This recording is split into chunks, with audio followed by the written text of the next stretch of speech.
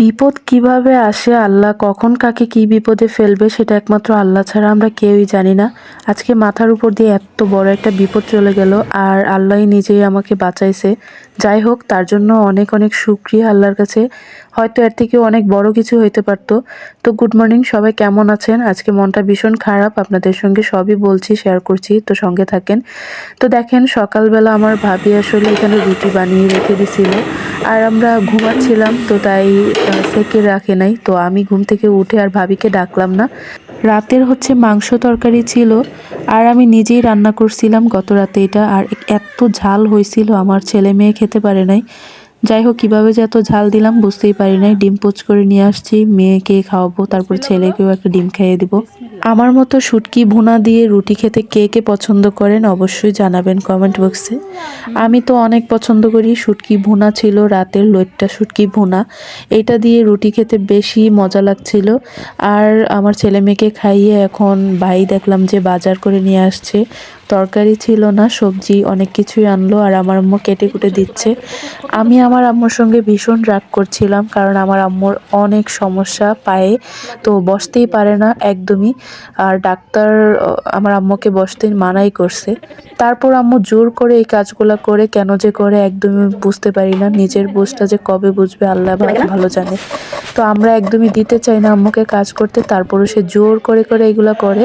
আমার ভাবিও কিন্তু দিতে চায় না, তার হেল্পিং হ্যান্ড আছে, সে হচ্ছে তরকারি কেটে দিয়ে যায়, সব কিছু করে দিয়ে যায়। আজকে সকালে বাজার ছিল না, আর বুয়া আসে একদমই সকালে, আর আমার ভাই বাজার আনছিল অনেক পরে।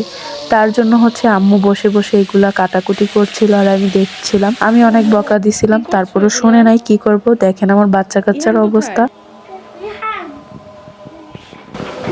সারাদিন এই খেলাধুলা। হ্যাঁ, ওই যে আরেকজন। এদিকে আমার আম্মু ভাঙ্গা পানি দুইজনকে একসঙ্গে গোসল করাবে। দেখেন অবস্থা, আমার ছেলের উপর দিয়ে আজকে যা একটা বিপদ গেল, এটাই আপনাদের সঙ্গে শেয়ার করছি। তো আমার মেয়েটা এত পরিমাণে দুষ্ট, ও হচ্ছে আমার ছেলেকে আঙ্গুলটা একদম ভেঙেই ফেলছিল প্রায়।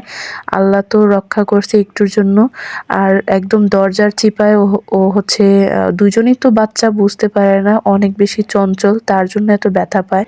ভাই বোন হচ্ছে দুইজন খেলা করতেছিল, আমি ব্যস্ততার কারণে আর তাকাইতে পারিনি। পিছন ফিরে যখন তাকাই আমার ছেলের চিৎকারে, তখন দেখি যে ও একদম দরজার চিপার মধ্যে আঙ্গুল দিয়ে রাখছে, আর আমার মেয়ে হচ্ছে সেই দরজা বন্ধ করার চেষ্টা করতেছে। এইটা দেখে আমি লিটারেলি চিৎকার দিয়ে উঠি, একদম কান্নাকাটি, কি একটু অবস্থা। একটুর জন্যই সে রক্ষা পাইছে। আসলে আমার ছেলেটা অনেক বেশি ধৈর্যশীল, এত দুষ্টামি করে তারপরও তার অনেক ধৈর্য। তো সবাই দোয়া করবেন, আর চোখে চোখে রাখবেন বাচ্চা কাচ্চা ছোট থাকলে, বিশেষ করে পানি, আগুন, কারেন্ট এইসব থেকে সবসময় বাচ্চা কাচ্চাকে একদমই নজরে নজরে রাখবেন। আমি বলতে গেলে খুবই ব্যস্ত থাকি, তার মধ্যে আপনাদের সঙ্গে টুকটাক ভিডিও শেয়ার করি। আমার ভিডিওগুলো কীরকম হয় এটাও আপনারা প্লিজ বলবেন, আমি অনেক খুশি হই। তো এক গামলা ভাত খেয়ে বিকেলবেলা এখন আমার আম্মু দেখেন এতগুলা পিঠা, মেরা পিঠা কেটে এরকম ভেজে নিয়ে আসছে। এগুলা কাঁচামরিচ, ধনিয়া পাতা, তারপরে পেঁয়াজ দিয়ে ভাজলে অনেক সুন্দর স্মেল আসে, আর খুবই মজা লাগে খাইতে। এখানে আসার পর থেকে আমার আম্মু শুধু কি খাবো না খাবো, পিঠার উপর পিঠা একটা বানিয়ে যাচ্ছে, শীতের পিঠা।